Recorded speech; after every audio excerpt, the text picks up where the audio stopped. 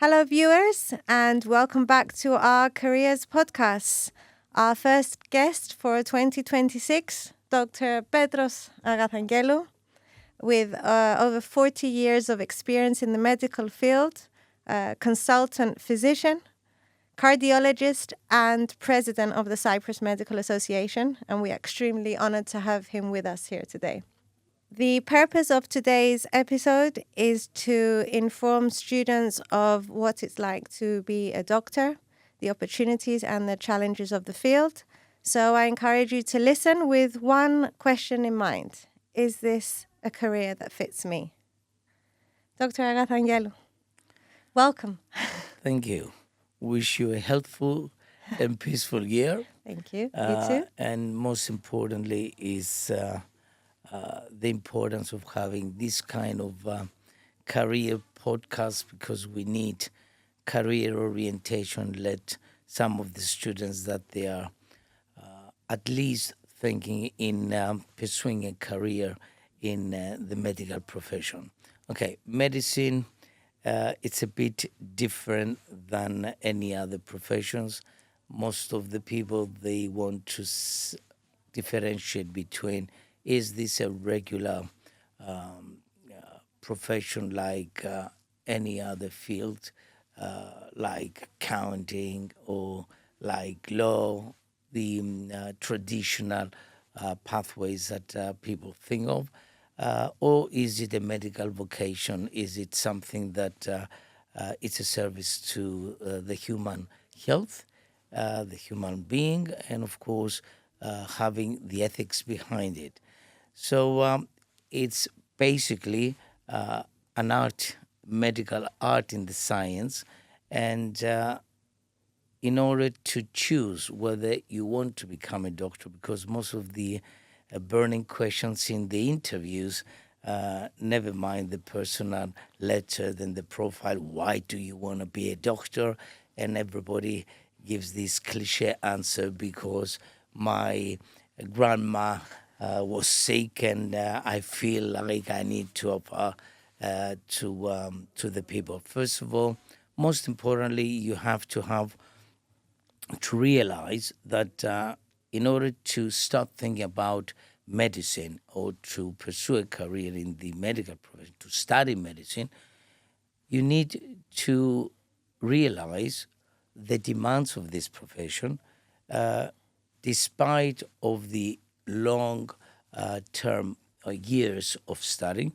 But this is not in terms of time. It's in terms how much you are ready to devote to the people, to serve your people, your patients.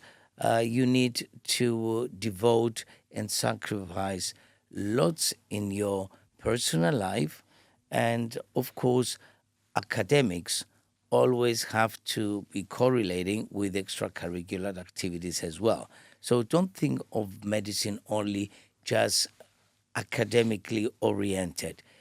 You have to have a kind of personality that you can balance between the research, the excellence in the knowledge, ready to study for the rest of your life, and study it in a different stages of the academic career.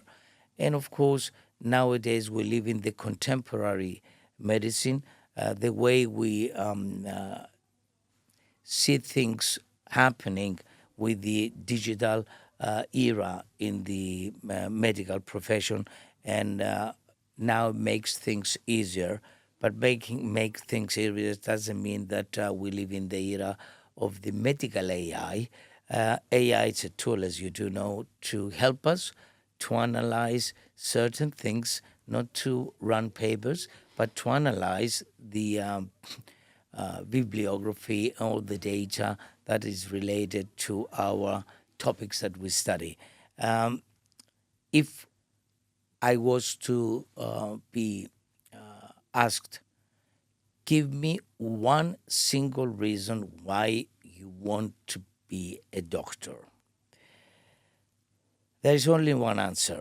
I care about human being in a different approach, in the approach that you need to really feel to help maintain health and, of course, to treat your patients and try to do the best for having their health in a way that health is mental, health is Is it?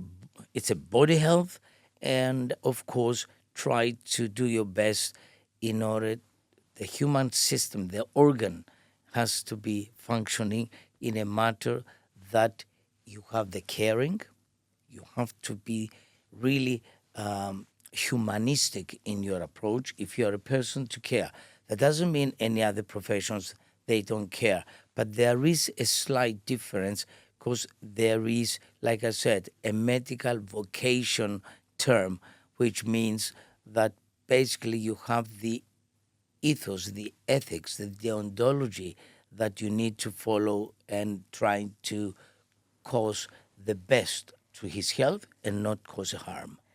Did you always know that you wanted to become a doctor? I mean, would you say from a young age you knew that you wanted to become a doctor?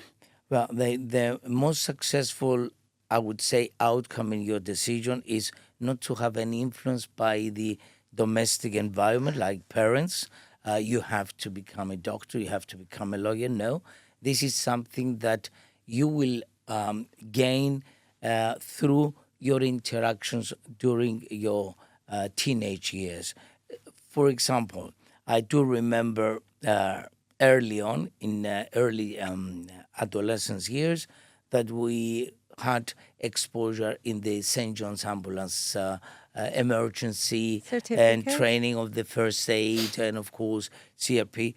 And I always found fascinating the immediate action to really serve someone who has an injury during playing football, or when someone had a little bit of bleeding, or someone that you need to rub a bandage. But this is something at the time when our era was quite different. We didn't have much of exposure in research fields to get a little bit of feeling. But when it comes to the different topics, science, for example, biology was fantastic topic for me. Mathematics was my love, mathematics. And believe it or not, you will realize that if you're very, very mathematically oriented person, then you may have the feeling that, okay, medicine makes sense in a way that you have a critical thinking process. You start asking why certain things that you're going to come up with diagnosis, self-diagnosis about yourself. Well, I like to ask this for further. I want to understand this more. So that certain parameters, some certain variables that you don't realize it unless you come across to the studying of the field that you choose. Field of biology, for example, you say, why this is happening? Why photosynthesis? Why? I mean, you keep on asking, and then you say, well, this is something that it doesn't feel like in the other professions. You don't ask much of why. You go more into depth why it's happening. And when you started practicing medicine, were there any surprises? Was there anything that you weren't expecting? Okay, there is a difference between on those days when you study medicine and when you are exposed to the clinics, to the hospital. Definitely you're a little bit not frightened, no, not at all. Actually, you're very, very uncertain how you're going to perform from bench to bedside, how you're going to perform from the knowledge to the clinical practice, having the actual patient in front of you, and this patient looks at you as if I depend on you entirely, so try your best to make my health better or save my lives. There is challenging, but you don't have much of thinking process, to think about it. You just walk in. Don't forget, you get your training in the fourth year of the medical school, and you get exposure in the clinical placement. So you get the shadowing that you need to get a little bit of confidence while examining patients. But most important thing to feel more confident is your ability to interview the patient and record good medical history, discuss with the patient their social history, and many things that brings the doctor and the patient together, because the patient is not a client. The patient is a patient, and the doctor is not like a health provider. He is a physician. So there is a difference in the terms, and there is a particular compassion in every aspect of the medical practice. I think somebody only needs to listen to you for 5 minutes to understand how passionate you are about the medical field, how much you love. You need to enjoy it. It's something that you're going to do for the rest of your life. And it's something that is challenging. It's every day. And even no matter how many years go by, still we learn things every day. But most importantly, because I'm very for the continuing medical education, the doctor cannot stop studying and self-educating. In fact, about a few months ago, I've managed to go through legislation. We passed a bill that the doctor has to accumulate so many credits every year, studying, revalidating himself in order to renew the license.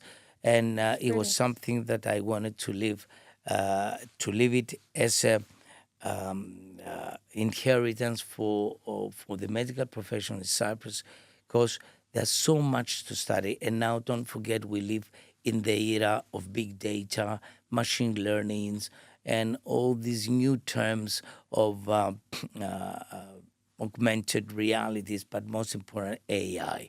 And this will not by any means degenerate or change the way we learn medicine, the way we practice medicine. The humans will never be replaced by the AI. The humans will be of help by the mechanistic analysis. It's a data analytics science, actually, at the end of the day. And now with the technology that we have in front of us, it's like having everything ready, and it's you to make the decision based on the analytics that you're going to have in front of you, and make your decision. The final decision is the doctor. And stethoscopes, you're never gonna ever see a stethoscope be replaced by any other technologically evolved tool. Physical examination, it's something that will never be replaced. So if I was to ask you if your daily life as a doctor has changed by this advancement in technology at all, you would say... As long as you do understand that the technology is there to help you.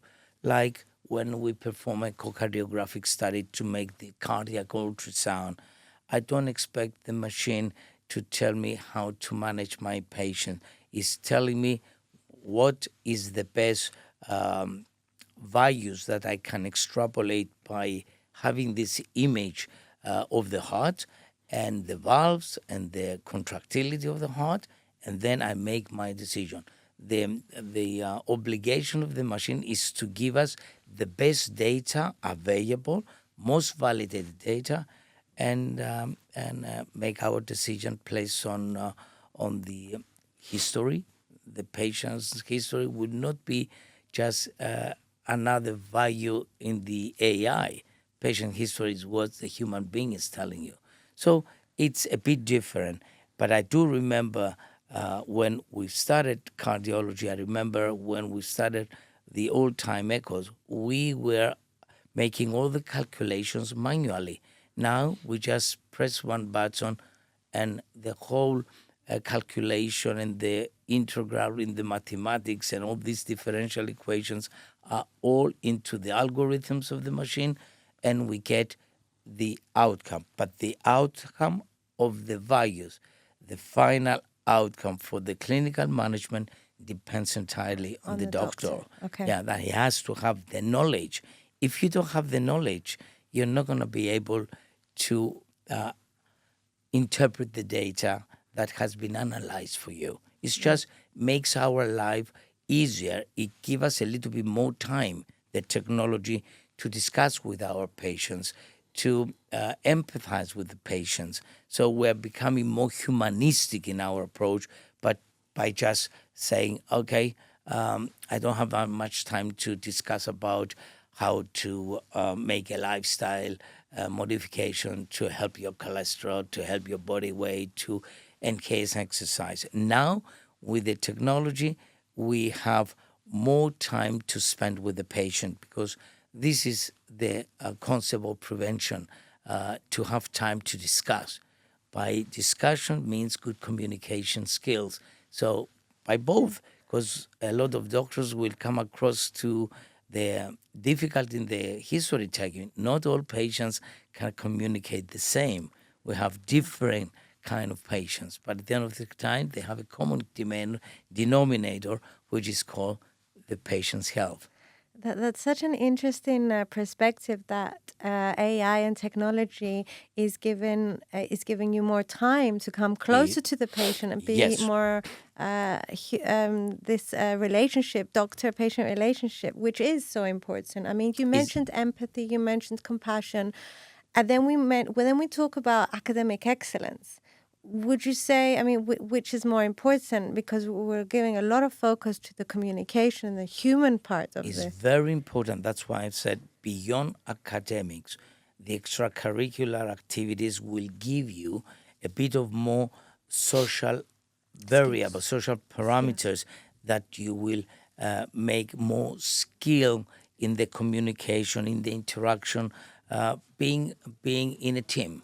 Mm-hmm. So you have a better social interaction in a small community, which is your team, the team players. The importance to be disciplined and have ethical codes in your day-to-day living, and of course to the medical profession. That's why the medical profession is being legislated by specific medical rules that entails of deontology, of medical ethics, bioethics in the research. That's why these codes is of great importance. Ethical codes in medicine, it's something that the doctor will know, because there is a particular topic in the medical school about the medical deontology and the medical ethics. So without ethical code, nothing can be successful in everything you do in your life.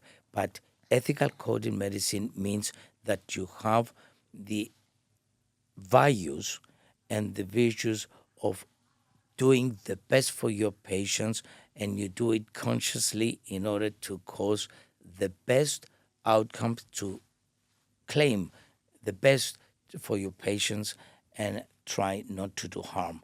So this is the medical codes, and Hippocratic Oath is the first medical code, ethical code that you're going to really follow. And we need to follow, irrespective of how technology will evolve in a drastic manner, and it's so fast, still the ethical codes will remain unchanged, and we need to follow and be very conscious. What does it mean, medical ethics? Because medical ethics means you have to have the ethical code with your colleagues as well. You're not on antagonistic field. You are on a synergistic coexistence for the betterness of your patients. And I think all of these medical ethics and the codes and the soft skills that you mentioned before and the extracurricular activities, this is very important. So important that this is the reason why all medical schools are asking students for interviews before they go. And the interviews, here is and I'm giving you a hint. Now, when we interview the prospective students seeking career in the medical field, we don't care much about their academics. We know about their academics. You know your grades, you know your exams and everything. We need to know the values of this person, your character, and we can diagnose how not only passionate, what's the meaningful in their way of performing in the interview when it comes to different activities in their life. What do you like to do on your free time? Tell me, what do you do in your free time? It says a lot about a person. I mean, yes. What you do in your free time. Why? Because you know whether you know how to balance your needs and your demands and all the challenges around. Sometimes I ask in the interview, if, for example, you're a doctor and you have a crowd with a colleague, how would you go about it and why there was a route to start on with? A hypothetical scenario. How would you deal with a problem between colleagues and nurses? This is a social interaction. And academic excellence means that you've been very devoted in the building up a level of knowledge that will allow you to go further and advance in your field of medicine. So the academic excellence is how well you have reached to the knowledge needed in order to pull through the demands of the medical profession. So it's not enough. It's not enough. We have grade A students, and they've been doing honors all throughout the medical school. But when it comes to the clinical practice, you could see someone that has not on honor level and still perform better because he had a little bit more different in the skills and of communication and in the practical manner. Sometimes you could feel whether you are on a internal medicine core or are you in the surgical core, skills, technical skills. But at the end of the day, we are human beings, and that's why now we have more new things coming in the discipline of humanistic medicine, something that we haven't had before.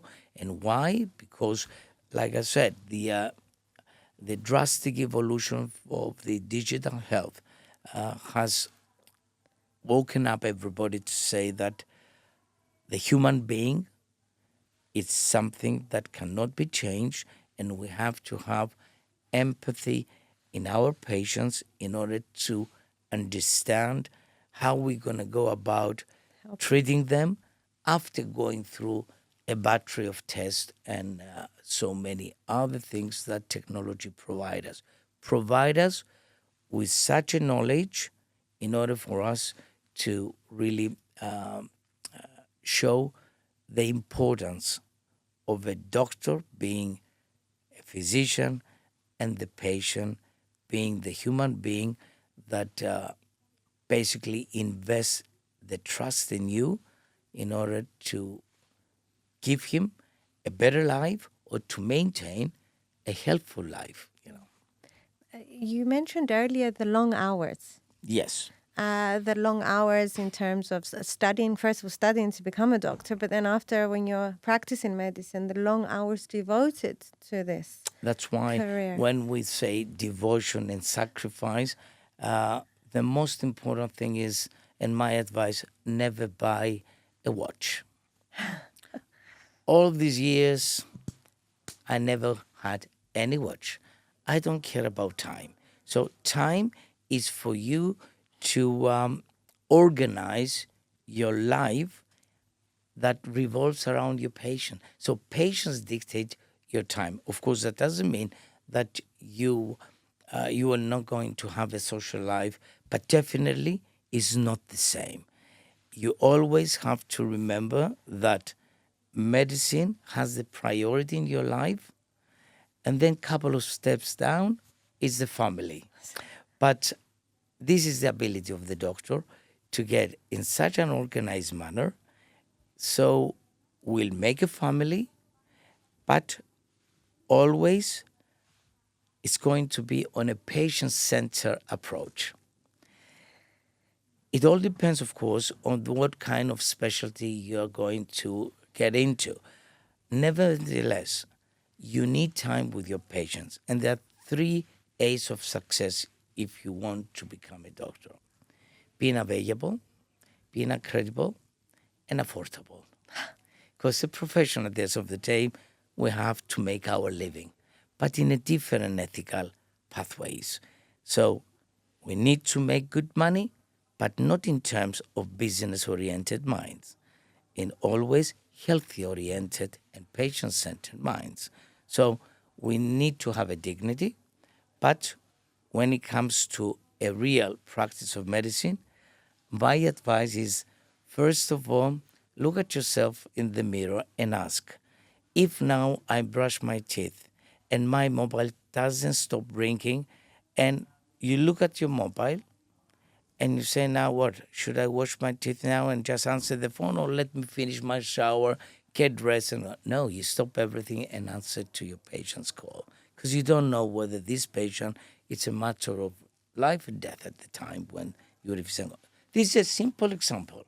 Yes, basic things will not be prioritized over your patients. So patient conquers your life, but you get them trained and organized themselves apart from emergencies.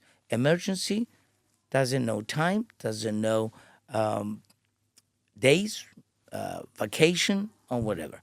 But to be honest with you, it all depends in what kind of a healthcare system you're called in to practice medicine. Different countries have different, it's in homogeneous way of practicing medicine. And different specialities as well require different time commitments. Yes, but if there is an organized manner in the healthcare system, then you will get a little bit more structure in your day-to-day activities as a doctor. But what makes the difference between different specialties in acute care medicine, for example, is this devotion 24 hours 7 that you are available. That's why the 3 A's, if you really, really feel like you fit within 3 A's, affordability, credibility, and accessibility, I don't see any reason not to welcome new colleagues. Going through these years of sleepless nights, I remember when we were doing our residency programs, 72 hours, no sleep, literally. But we enjoyed it. It was such a lovely time we had, because during the training in the hospital is the most challenging but very joyful times, emergencies and stuff. And then you're going to realize which field you're more prone to offer the best of your abilities. And of course, always remember, best the best you can be, like they say in the United States, best the best of you can be a Marine, whatever, very challenging. So that's the way we look at things.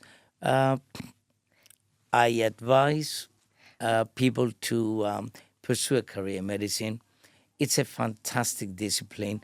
It's the best art in the science field that you could ever come up with and study. Don't forget, in Leonardo da Vinci's coordinations of the human body, it started with the art. It's the atlas of all these nice graphics of the human body. It's so nicely presented. and there is a nice lecture that we can deliver to the students. Is medicine art or science? Both. And there are a couple of things to mention why it's art. Why music is so important in the field of medicine. Why we need to introduce and start understanding what music and sounds and frequency could cause in the bioenergetic field of the human body, and how this could really contribute to the comatose patients, for example. So lovely things it's not just mathematics, integrals, and a simple cell biology. It's beyond. I think you're truly inspirational in your perspectives as well. I mean, you just inspire people to want to start studying medicine. Yeah, because you know what I notice? People that they say, well, I want to become a doctor, so the only thing I care is, okay, what field are you going to get? Biochemistry, biology, mathematics, physics? No, I'd like to see someone to get history. I'd like someone to see economics, science, like mathematics, history, mathematics, economics, biology, physics. This is something that you need to enrich your thinking and knowledge. History is very important. If anything has to have a good outcome, you have to know the history. With history in politics, history in nations, history of cultures, history of mentality of people, because culture makes a big difference how you approach patients. Different cultures have a different ways of presenting illnesses. So in medicine is not only just to treat, but to understand what kind of diseases could genetically be derived by different nations, ethnics. Yeah. History is very important. We have the honor of having your son with us as well. He's a student here at our school. How does he feel about this? Someone asked me, did you tell your son to pursue a career in medicine? I said, no. Let him enjoy his soccer. Let him enjoy his life as long. Does he want to? I don't think yet. He's on the year 3. Yeah. So I don't think he kept on asking me lately about certain surgeries. What happens if you have a head injury? Now he correlates injuries while in athletics, and what happens if this surgery takes place, and how do you treat it? He kept on asking things, but I haven't told him, good, now you come to the office over the weekend and observe your dad doing medical acts. No, the best is the parents not to impose on their children, especially for the medical profession. Let them understand themselves first whether they want to be devoted. They want to sacrifice in their lives. They want certain things to have way of self-question themselves. Do I want to do that? Of course, he knows his dad is, let's say, 15, 16 hours away from home. Yeah. He knows that. He knows what's the life of a doctor. He knows. He knows the reality. Yes. Yeah. At least he has this benefit to see the real life, in real time, the doctor's life. He knows that. Yeah. But he knows that the doctor has quality life and has spent quality time with him. So he knows we can balance. So, and he knows when he asks me something, please, I want to ask you something, please, could you tell me? No, because now I'm with the patient. I won't answer your phone. He may be calling me sometimes in between, and he knows that if I don't answer because priority at the time is my patient. It's not my son. My son's priority is when there is an emergency. Yeah. When things run smoothly, patience is your priority. So I think even if a parent thinks, let's say I'm a doctor and someone challenge me and say, do you think your son is suitable to Follow medicine. follow medicine? Sometimes I may reject people and say, you may be my son, but I see certain things that you won't be able to really follow the demands of medical profession. So Even we at have such a young age? You can see those signs from a young age?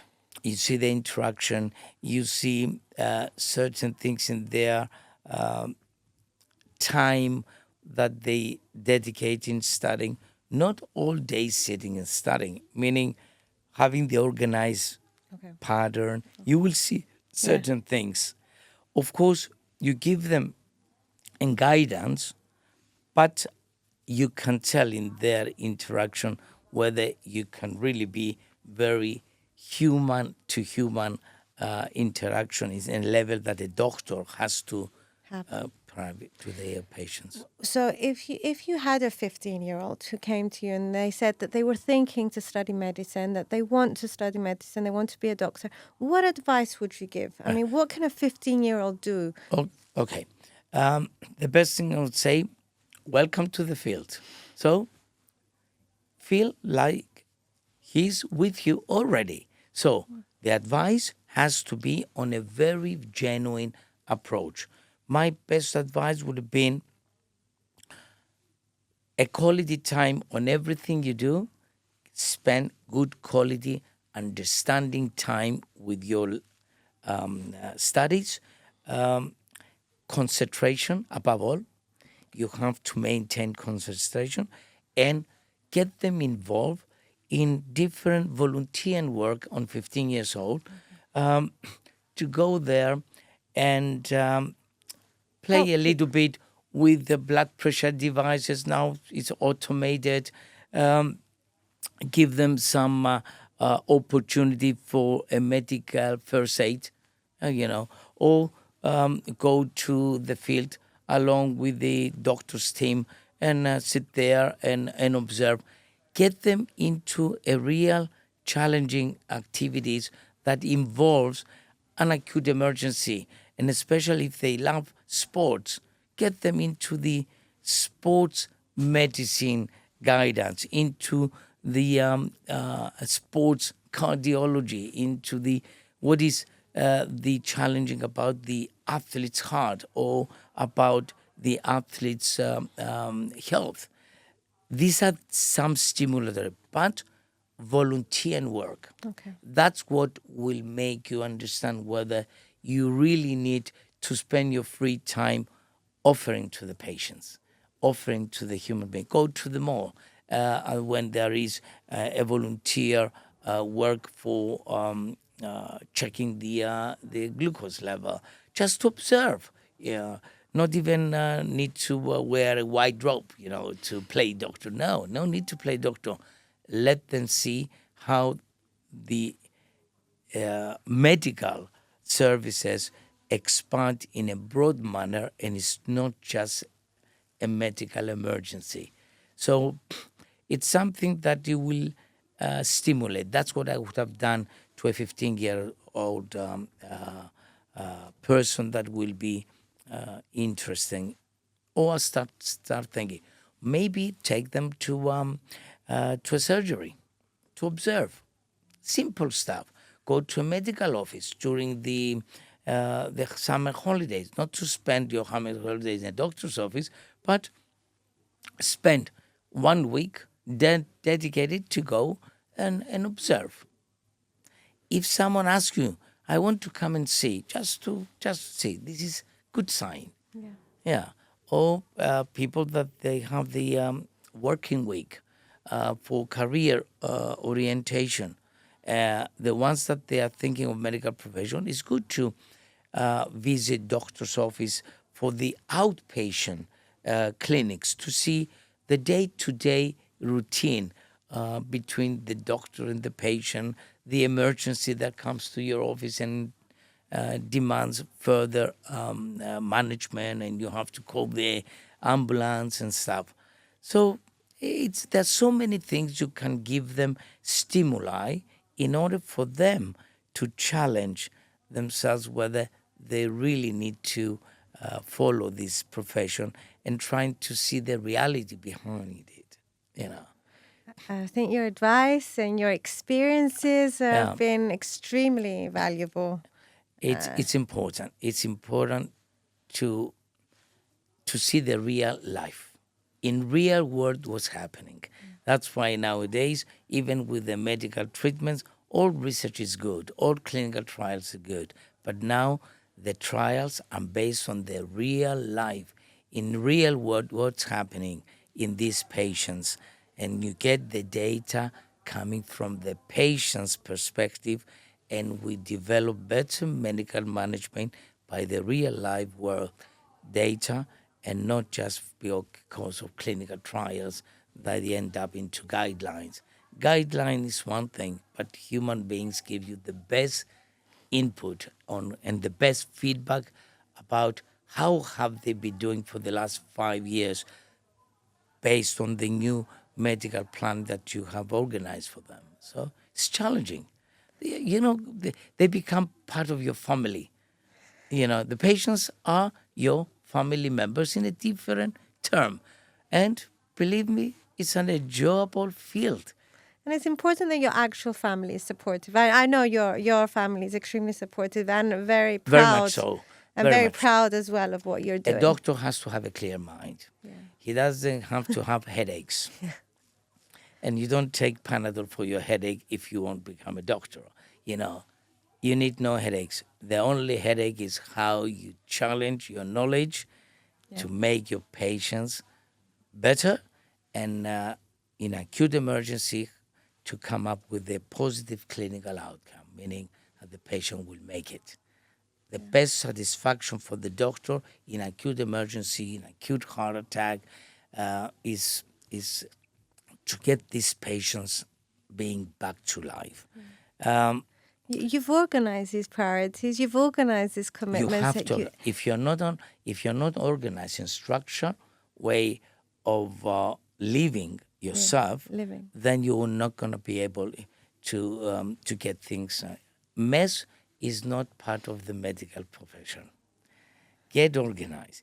Someone asked me, what test beyond academic excellence would have had to consider a doctor for a prospective student?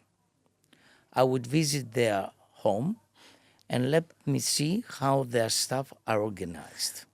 Clothes, bedroom, how the bedroom, bedroom and everything. Why? In acute emergency, the doctor doesn't have time to look for things in a messy house.